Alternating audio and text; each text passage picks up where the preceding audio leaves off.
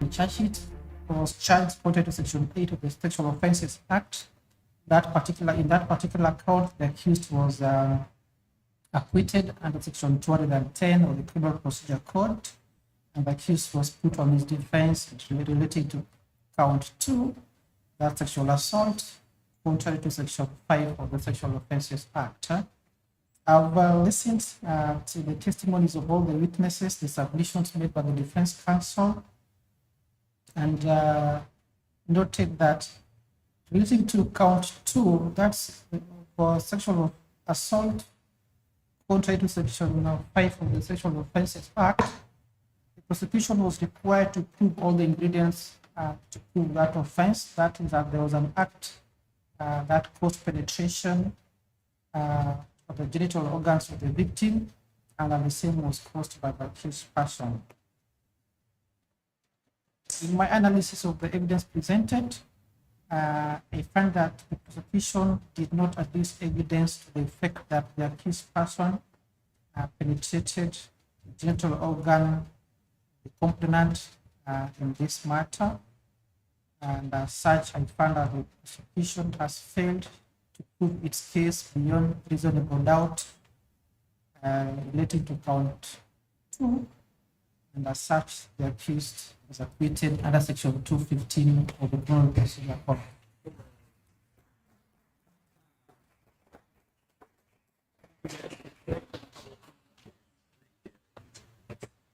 That's the judgment of the court.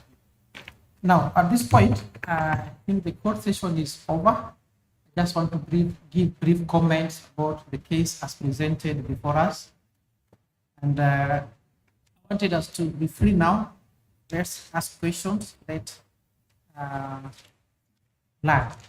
First, I'll start by introducing myself for the sake of those of us we have never met. This is the first time we are meeting. It's a pleasure to meet all of you. My name is David Odhiambo. I'm a magistrate, Mombasa Law Court. This is my 7th year in the judiciary. I sit in the criminal division of this court, and these are the kind of cases I listen to every day, Monday to Friday, 1st to 30th, January to December. So these are the judgments I can write. You wake me up from sleep at 2 a.m. and give you a judgment about this case, okay? Our friends from the US, Southern Illinois University, we are grateful to have you here. Hope you've learned, hope you're enjoying your stay in the country. It's so hot right now. I don't know how the weather is at Illinois, but this is Mombasa for you. It tends to be so hot between November to March. At some point, it will get cooler than this, but still hot anyway than any other part of the country. I've listened to all of you. I just wanted us to discuss a few things. I was taking notes as you are presenting, making various presentations. First, I want to look at the charge sheet we have. All the defense counsel, we have the charge sheet. You know what you are defending. You know the case you're presenting. I loved all your presentations. I am hoping that with the time when you're finally admitted into the bar, we shall have honed your skills to greater levels than they are right now. The charge sheet as drafted, some of my colleagues will dismiss it on day one. It is not specific to what kind of offense the accused person is facing. If you look at Section 8 of the Sexual Offences Act, there is 8.1, 8.2, 8.3, and 8.4. It should have been noted, you can't be charged under the whole section. It has to be specific. Is it 8.1, 8.2, 8.3, or 8.4? Okay? All those subsections relate to the age of the victim, the matter. Age of the victim. In this case, the victim is 17 years old. The victim is 17. So if the victim is 17, that means, normally this is how the charge sheet should read, that Point 1, defilement contrary to section 8.1, that's what defines defilement. I'll read it.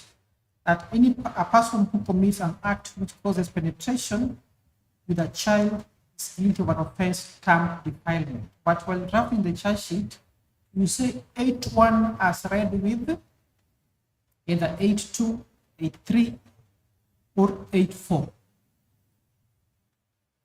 8.2 relates to defilement of a child below 11 years. 8.3 relates to defilement of a child between 12 and 15.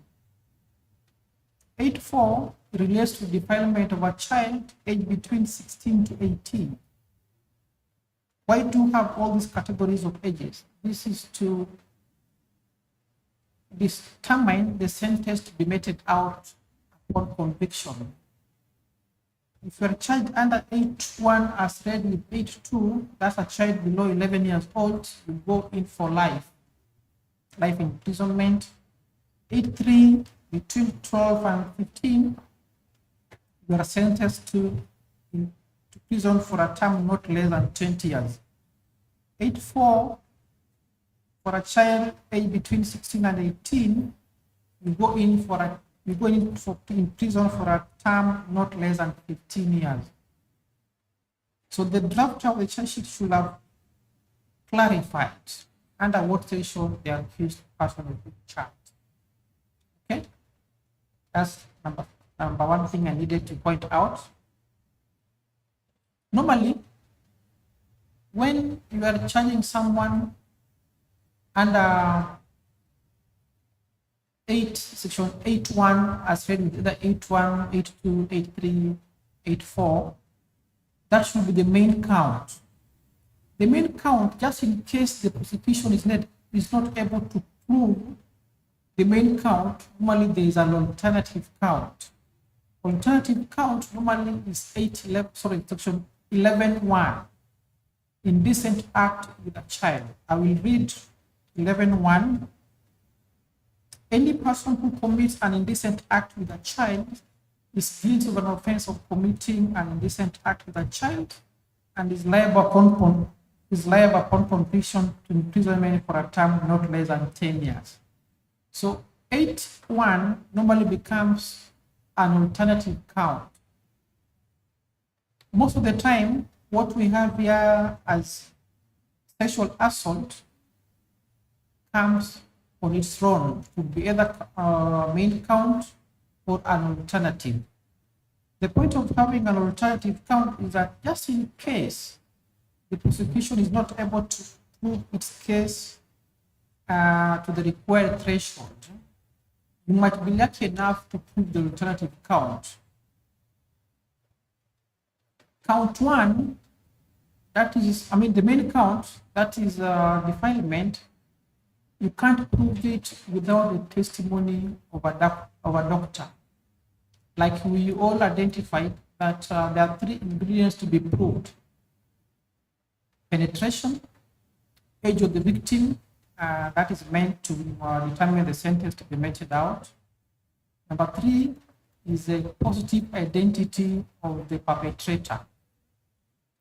Penetration is proved by the testimony of a doctor.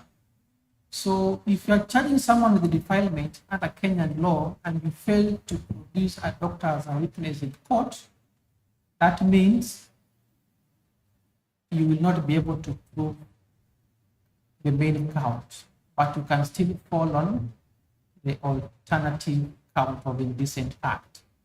The indecent act, if you look at the definition, under our law, that the Sexual Offences Act, the definition is captured somewhere in section 2 that deals with the definition. Indecent act is defined as any contact between the genital organs of a person, his or her breast and buttocks, with that of another person. That's one of the definition. Or exposure or display of any pornographic material to any person against his will, but does not include an act which causes penetration. Okay, the case as presented to us, having acquitted the accused person on count one, I looked at the testimonies of witnesses relating to count two, sexual assault. They were not able to bring out it clearly what happened to the victim, because there was no penetration that was alluded to. I will come to the issue of penetration when I will be discussing the testimony of the doctor. There was no penetration, it was not so clear. The testimony of the doctor is so crucial for you to prove penetration, like I've said. But in this case, we are told, and the victim admitted, that she had prior sexual intercourse with someone, and there was a broken hymen. The presence of hymen, the absence of hymen does not indicate that the person who was arrested was the person who caused that. The doctor should have explained that the broken hymen is either with old scar, fresh bruises, lacerations, and fresh the tear you indicated were fresh, so they can be attributed to the accused person. Having said that, there was someone in the victim's life before the accused person was arrested, it was not easy to convict on that ground. Is that okay?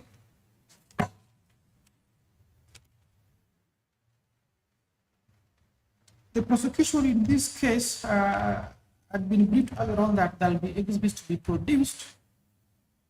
The prosecution, there are documents that we really need to produce. When you say the victim is 17, we expect maybe birth certificate for the victim. I don't remember that being mentioned by the prosecution side. Yeah, exhibits need to be produced.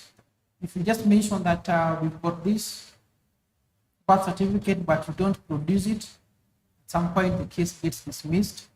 Because for you to produce, you've got the police file before you. I've got the court file here. You need to say, Your Honor, I've got the birth certificate here for the victim.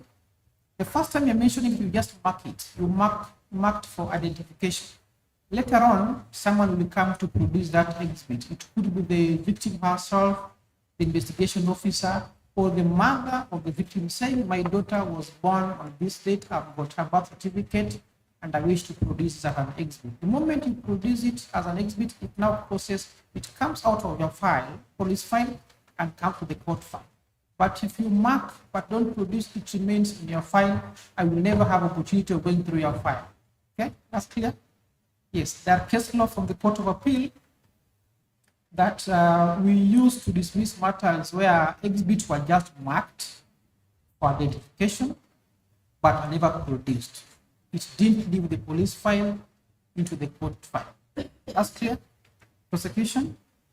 Yeah, something I also noticed that when a witness is being sworn in, much as it's not an issue as such, but someone will pick an issue with it. When you have a child victim, a child of tender years, before they testify, we do something called voir dire examination to confirm that the witness before court understands the duty of telling the truth. This is a requirement under our laws. It's called Section Oaths and Statutory Declarations Act, Section 19. You have to understand the witness before you understands the duty of telling the truth. When you have a child of tender years, we have some brief chat with them, asking them simple questions. Those questions we are asked in Sunday school. What's your name? Where do you stay? Where are you today? Why have you come? What have you come to do here? What happens to liars? Then they say liars are sent to hell. They are killed. Then you ask them, have you come here to lie? Then they say, no, come to say the truth. Basic questions from Sunday school. It's called voir dire examination. But when you have, I would say the witness before us, like the victim was a child of tender years. No, we do this for witnesses below 12 years old. What a witness below 12 years old, just want to check on their intellect. Do they know where they are? Do they know why they are here?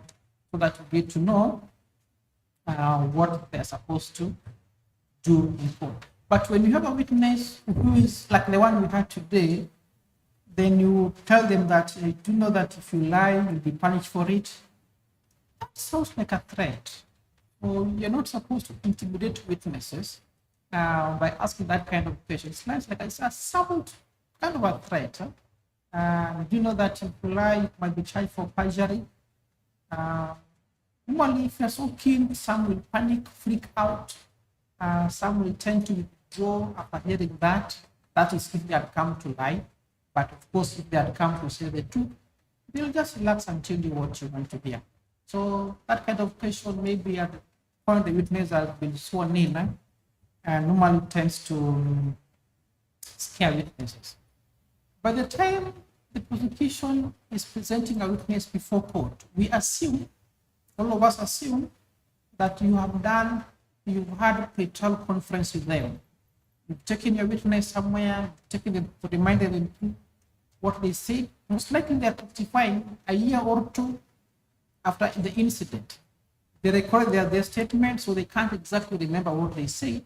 So it's only fair that you meet your witness before they come to court, remind them of their witnesses, tell them, introduce yourself to them. My name is so-and-so, I'm the prosecutor, I'm your lawyer in this case, I'm going to ask you certain questions, this is how you'll respond. Do the pre-trial. Once you've done that, there is no need for now the witness coming with a statement and reading from it.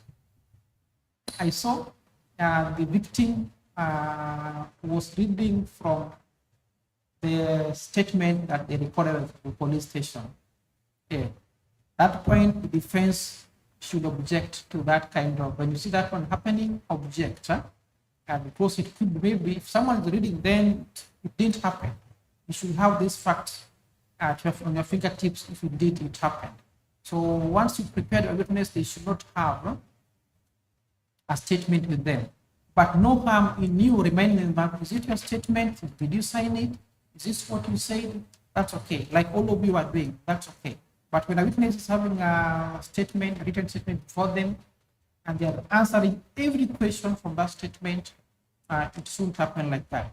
That's clear, both sides? In this case, there was an indication that there's a dispute between the accused person's family and the complainant's family. The two families, there's a land dispute that's ongoing, right? But that did not prevent the two from falling in love, right? Normally, there's a high court decision in Kenya. It's not so popular, but once in a while, it is used. That if you have a defilement case or any kind of case where the only witnesses are the victim and the mother. In this case, we didn't see the mother. There was a cousin. Was it a cousin or a sister? Yes, there was a cousin. If you have a case where the only witnesses are the complainant and maybe her mother, her parent, and they have laid a basis of some grudge, that creates doubt in the mind of the court that this one is a case that was cooked up. It's a cooked up case. The case is Dumila Mohammed versus Republic. I don't have the full citation, but it's a case that we have somewhere in our law books. Dumila Mohammed versus Republic. I don't have the full citation, but it's a case that might help you at some point.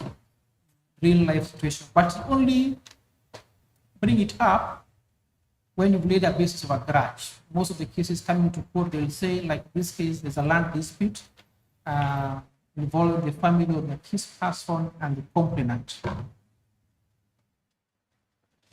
There was also an issue that the cousin of the complainant raised. From where she was standing, she couldn't, it was like 50 meters away from what I got, around 50 meters away. Then I think the defense did ask a question, but it was not so clear. And maybe you are alluding to the fact that the witness had eye problem. Huh? Is that what you are alluding to? It didn't come out so clear. Assume I'm your witness. before anybody inspects is your witness. Yeah? Then you ask them, how far are you from the scene? Did you see them from where you were? How far was it? You say 50 meters. Then you see that kind of witness has got glasses. Then you ask, these glasses you're using, are they like, do you have eye problem? They will say, yes, they admit. So for you to have, for you to see something quite far, you must have your glasses on. Yes or no? They'll answer that. Are you short-sighted or long-sighted? They'll answer. When is the last time you replaced your glasses? See someone trying to set you up without knowing. Okay? If I was your counsel, I'll set you up. I know glasses, if you go for eye test, in 2 years, there's a bit of a change of 0.25 or 0.5. So if you're able to lay a basis that someone changed, the last time I changed my glasses was 3 years, that means the glasses are not as strong as they were 3 years ago, meaning it's not able to see that far. So that one was asked, but it was not so clear. It didn't come out clearly. I think you alluded to the fact that the witness maybe has got eye problem, wanted to know whether she saw what happened properly. So that one should have come out a bit clearly. When you have a witness testifying in court, an expert witness, it could be a doctor, an engineer, or another profession, it is good that you lay the basis of his or her qualifications. It's not just enough to table his resume in court and say, this is Dr. So-and-so. At that point, I've not gone through that CV. I don't know what his qualifications are. I want to know his qualifications before he starts testifying. Before that witness starts testifying, I want to know how qualified he is. Just giving out his resume is not enough. It's not enough. I want him to say that my name is Dr. So-and-so, medical doctor, graduated from the University of Southern Illinois in 2010. I've been in practice. I work at maybe Southern Illinois Hospital. Is there a hospital like that somewhere? I suppose. I work at this hospital. My qualification, I specialize in this area. I've got experience of 10, 15 years and all that. Brief information, of course, it's in the CV, but by the time he's testifying, I don't have the benefit of that. It needs to go on record real time before he starts testifying, so that I can also have comfort to the mind that the person before me is a qualified doctor, qualified engineer, and I can listen to his story before I believe him. Okay? The victim in this case was taken to the hospital. The doctor said that having established that there was evidence of sexual assault, he didn't take DNA sample. He didn't take the vaginal swab. And I love the way the defense really capitalized on that and put him to a task. You brought in also your doctor to confirm that as much as there's a standard procedure, that what did you say? That he didn't follow the standard procedure, that he should have taken all those evidence. The point is this: as a police officer, let me use an example of a police officer. You go to a crime scene, you need to collect all the evidence you need. You collect all the evidence you need. You never know which one is useful, which one is not. Collect everything, present them as you're supposed to present them in court. You don't leave anything out. So in this case, and actually that's why accused was acquitted for count 1 before being put on his defense.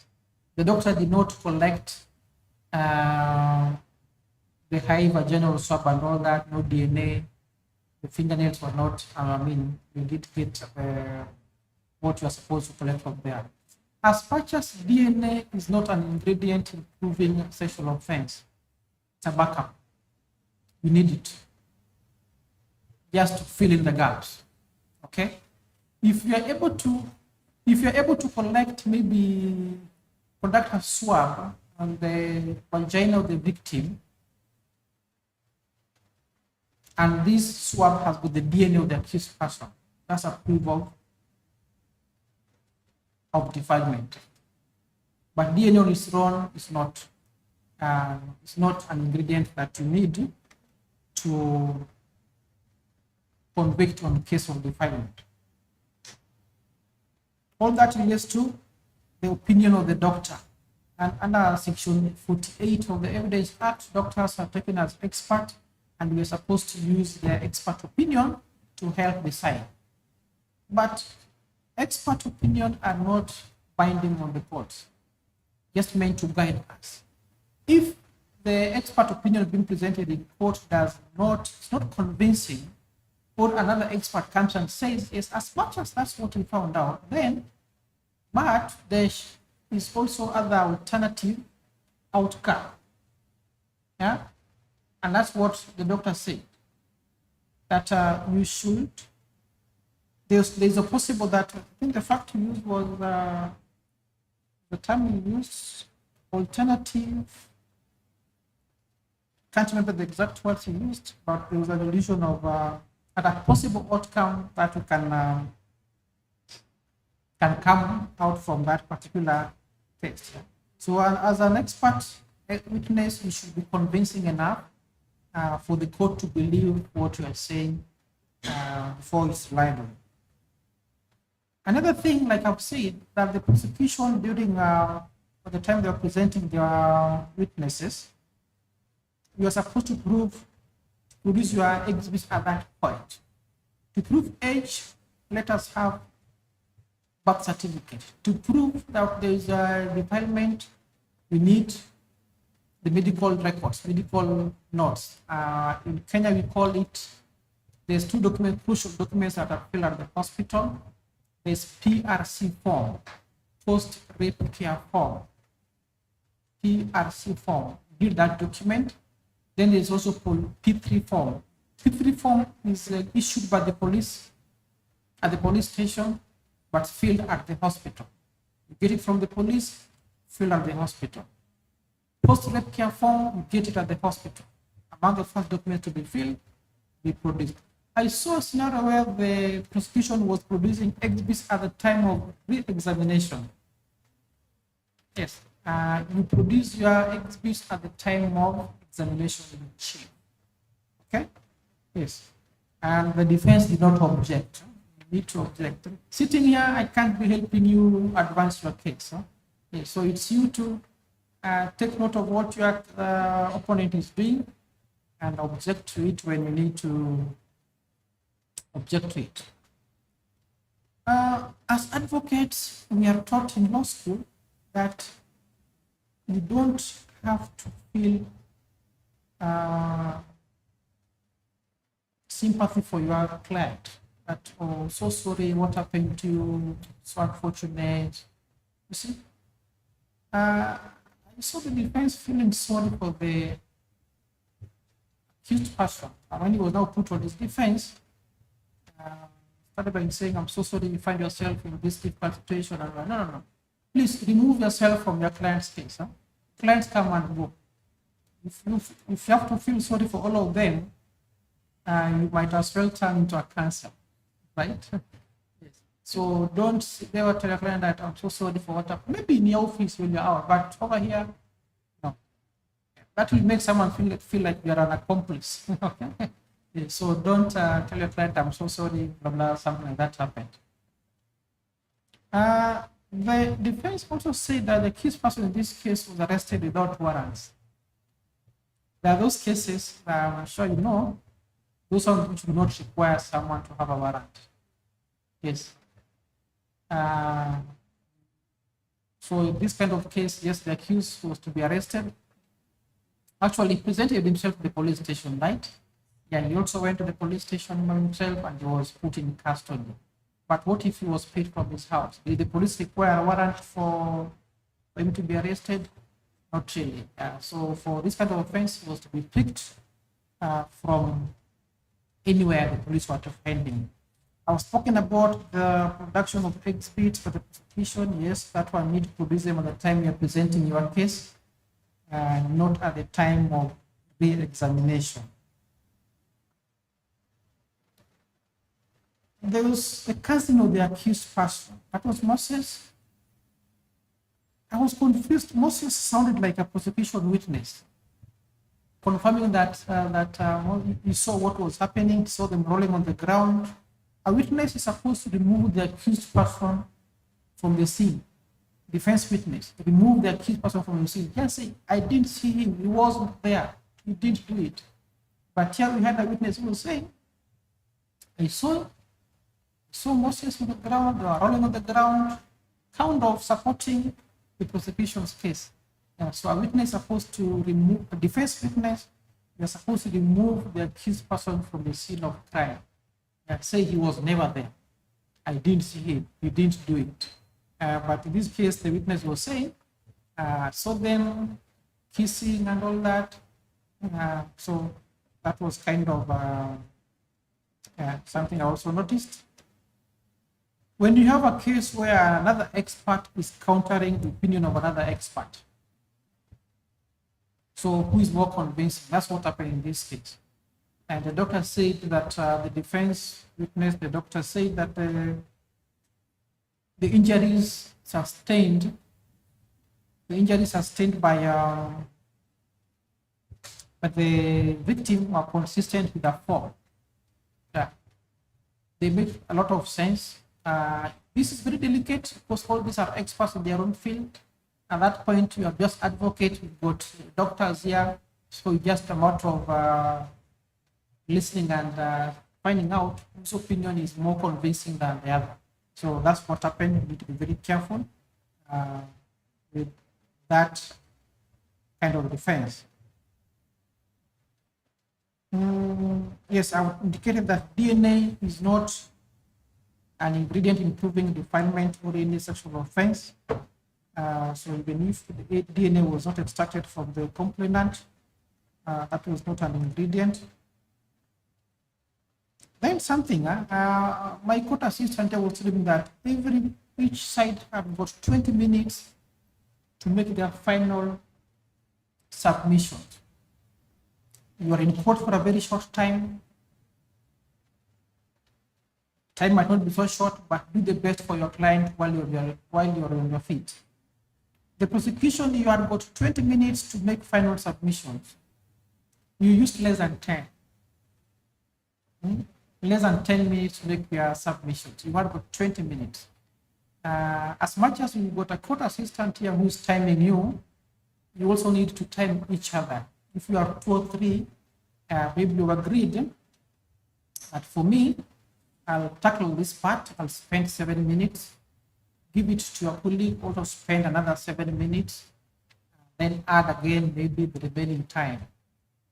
While in law school, I was taught something that you don't sacrifice completion for brevity. In the process of being too brief, you leave out some other things. Don't sacrifice completion for brevity. In your attempt to spend 20 minutes, you find yourself forgetting some other things that might be very costly for you. So please just ensure you utilize the time you're given appropriately and don't leave anything out. Okay? In this case, as I conclude,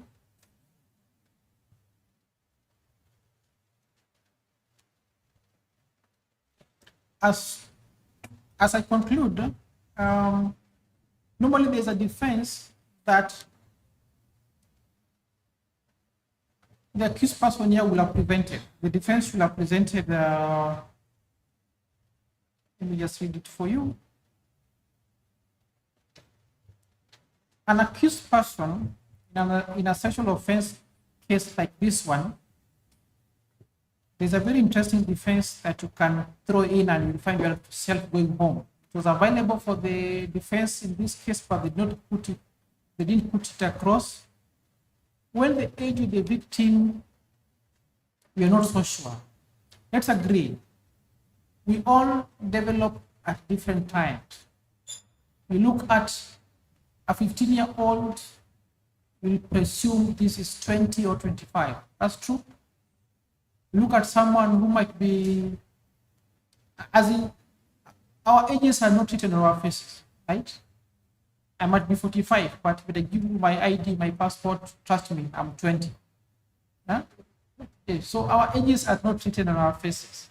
So in this case, what our accused person should have said, and defense that was also available for him, is to be found under section 11(2)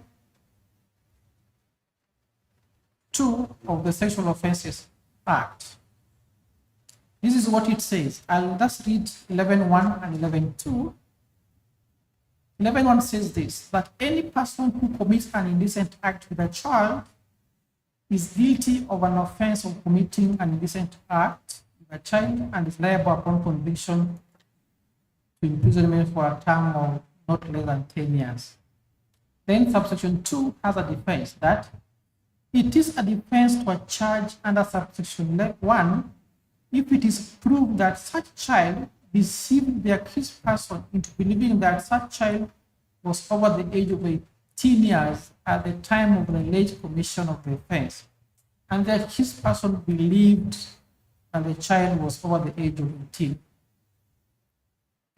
Was that available for you, defense? Do you think about it? Yes, so it's a defense that you should have also thrown in, given that the victim here was 17. Maybe the person will say, no, yes, she was my girlfriend. She told me she was 19, so that's why I was comfortable having the relationship with her. But that defense is not available when you are related to the complainant. You can't say, this is I didn't know my daughter was this age. No, it's not available if you've got some sort of closeness with the complainant. It's not available. So I think those are the issues I pointed out. Otherwise, all of us have done well. We are here to learn. We are to get experience from different areas in law, get really good experiences. Okay. Yeah. So before I announce, there was a grading, a score sheet I was given. I want to announce the result, but before that, I just want to take questions. If there's any question that you might have. If time allows, Fred, how much time do you have for questions? Fred, is it in?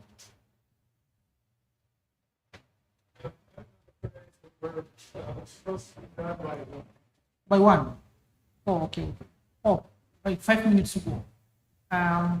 Any question, please? With the short time we have? No, come on, we have to ask a question. Yes.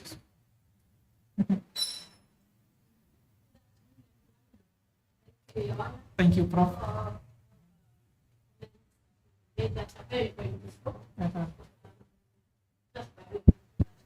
Oh,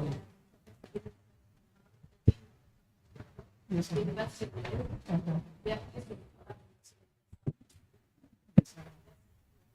For me, that question is related to. Oh, yes. In a sense,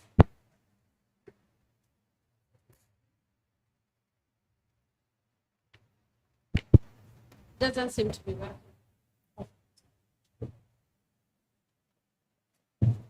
Yeah, thank you. Perhaps I'm actually asking it for my students because they did not. I teach criminal law. It's about what you said about defense evidence that the defense witness should not be helping the case of the prosecution. For example, you said they ought not to have said, the witness ought not to have said, I saw them doing whatever, etc. But I'm just thinking about the need to balance that with the duty to tell the truth, where, in fact, somebody saw. How then should that be balanced so that the witness then is not telling an untruth because they have sworn to tell the truth on oath, but at the same time, not to give the kind of evidence that would prejudice the case of the defense.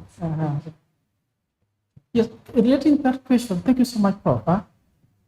When the cousin of the accused person was testifying, he said all that he saw. I saw them like rolling on the ground. My cousin got up. She was adjusting her dress, but in her statement, she said she was straightening it. Huh? A bit of semantics, adjusting her dress, straightening her dress. I tend to believe, as much as that's the truth that happened, but the kind of truth that hurts the accused person, it's too much truth. Yeah, it is too much truth. You want a witness who will say what you want to hear. Actually, the prosecution had an easy time in cross-examining that witness. Huh? They said, you confirm you saw her, you saw them kissing, yes. Confirm that you saw them rolling on the ground, yes. You also confirm that you saw her getting up and adjusting her dress. Then the witness said, no, I didn't say adjusting, was no. In the statement, it says straightening her dress, but in her testimony, she says adjusting. Yeah? It's a kind of testimony that puts the accused kind of builds, strengthens the prosecution's case. That it indeed, the accused person was there, someone saw them, they were on the ground, and the complainant got up to address to adjust or straighten her dress. As much as the truth what transpired, I think the defense in your case was better with that kind of testimony. Normally, when let's take an example of a case of murder. When murder happens, maybe someone in the scene, someone who knows exactly what will happen. When the accused person is put on his defense, his or her defense, we don't want to call someone who saw it and say, yes, I saw John assaulting Jane, and Jane died. You see, you don't want that. You want someone who will say something different than that. So it's a kind of testimony, so much truth that is hurting the accused person's case. And so that was my point, that the witness who came, actually hers was just to testify on the character of her cousin. He's the best cousin I know. We spent so much time. I will do anything to protect him. Yes, so that's what I had in mind. Yes, Prof. Thank you very much. So I think that then points to the need for the counsel that's leading the witness to lead the questions in a way then that would not bring out that kind of Much truth, I will say it. Yes, I see there's a hand up out behind there. Is our mic working? The portable one? Wireless mic, is it working? Just past behind there.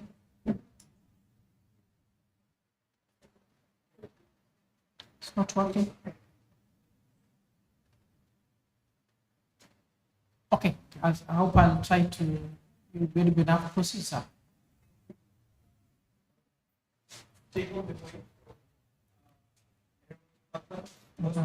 Yes.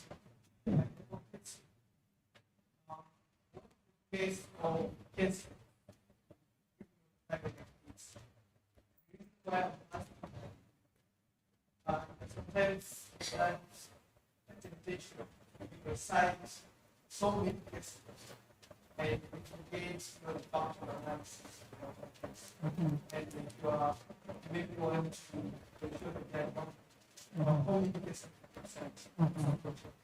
like how to balance. Okay, you're asking the place of case law in trial like this. The best thing, a good lawyer would try to marry the facts with the law. Is there law supporting your facts? The example I've given, if you can establish that there's a grudge between the two families, is there a law, a case law, in which such a grudge has been discussed? That's why I give the case of Dumila Mohammed versus Republic. But then again, you don't need so many case laws to prove a point.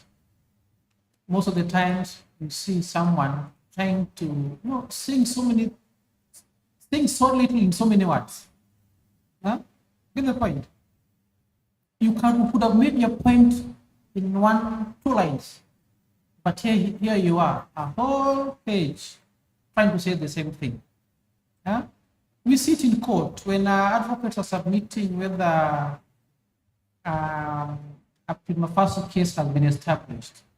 They will quote all sorts of cases. They will quote Republic versus bad. They will quote a lot of things. Yeah. So please, be brief. 1 point. If you have to quote a case law, 1 is enough to prove a point. Huh? And most of the time, we are accused of not reading the submission sent to us. It's because they say so little in so many words. I see this happening in court when advocates file submissions, 10 pages, 7 pages have copies of proceedings, what transpired, what I also have on record. That this case, PW1 said this, PW2 said this, PW3, PW10. Come on, I have that on record. Don't tell me about that. Huh? Tell me what's your point. In all these cases, summarize what's your point. Okay, so case law, it's good to rely on them. But be moderate. 1 is enough to prove your point. Okay? Unless the other opponent quotes another case law that now overrides the ones you quoted. Bring up another one. If someone quotes one, assume you bring one from the High Court. Then your opponent will come and say, oh no, actually that's not the law. That precedent was overturned by the Court of Appeal. Huh? I know that will catch you by surprise, right? Go back to the drawing board. Bring one from the Supreme Court. We'll go home happy. Okay, thank you. Yes, friends. We do have some time constraints, quite significant. I think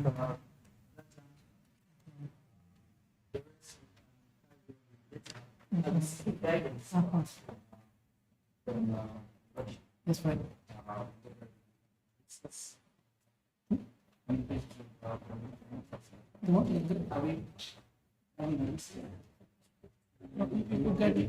I think for this, you're now good. I just want to now announce the. Just want to what's the program of this? Once I've done that.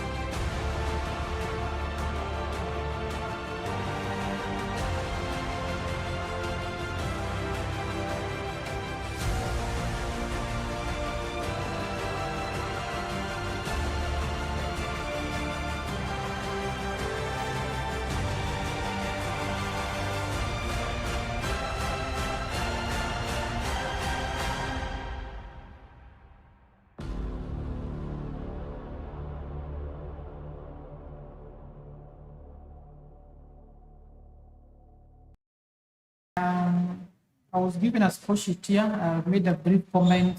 I entered some figures I wanted to share with all of us so that we know what we have done. Most of the time, you find a good lawyer presented with a very weak case, but does it very brilliantly.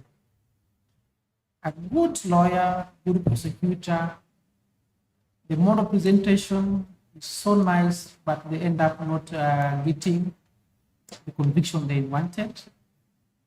Or a very good lawyer defending a very bad case. That also happens, right? Yes. We see this every day. You can always tell that so and so is a very smart guy, but this case is a bad one. This is a bad one. It happens to us. Huh? Yes, so because of that, I want to I needed to say something about the oral presentation. While the prosecution is making an opening statement, you're supposed to summarize the testimonies of your witnesses. Let's say I've got PW1, the complainant will tell us what happened to her on the 2nd of April. This is what happened to her. She's given details. Tell us about second witness, PW2.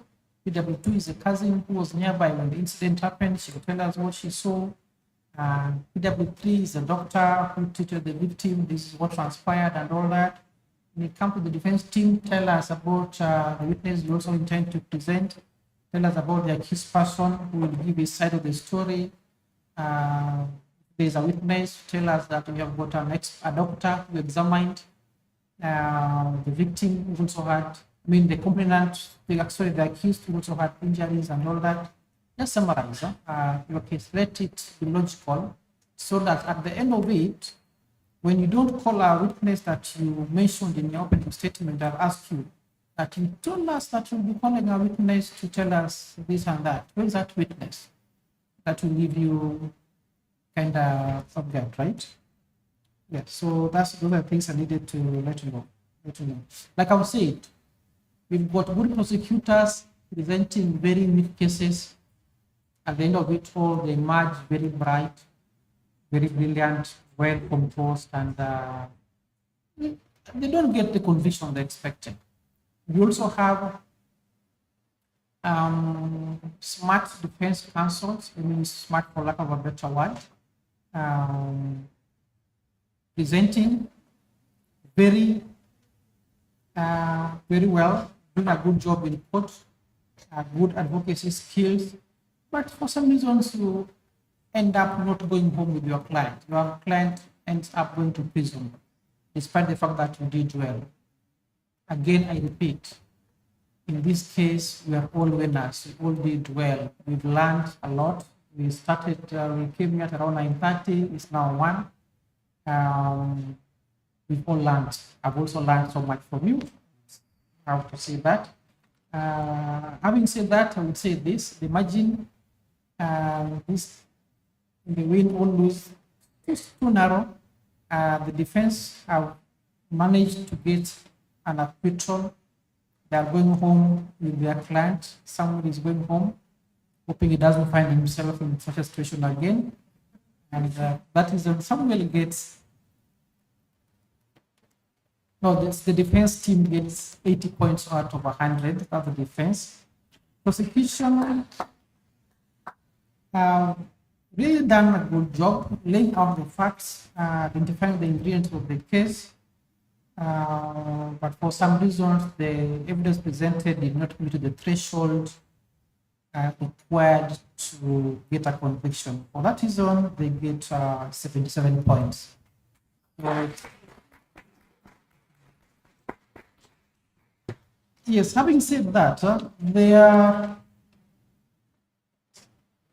good prosecutors presenting weak cases. That's exactly what happened here. So for that reason, I will say Mr. Jared Bosman is the best oralist in this.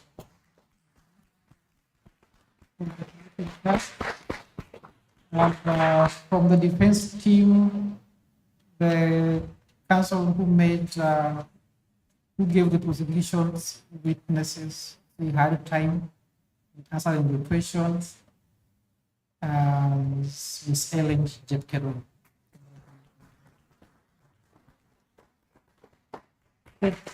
Thank you so much, guys. It's been a good morning, good afternoon.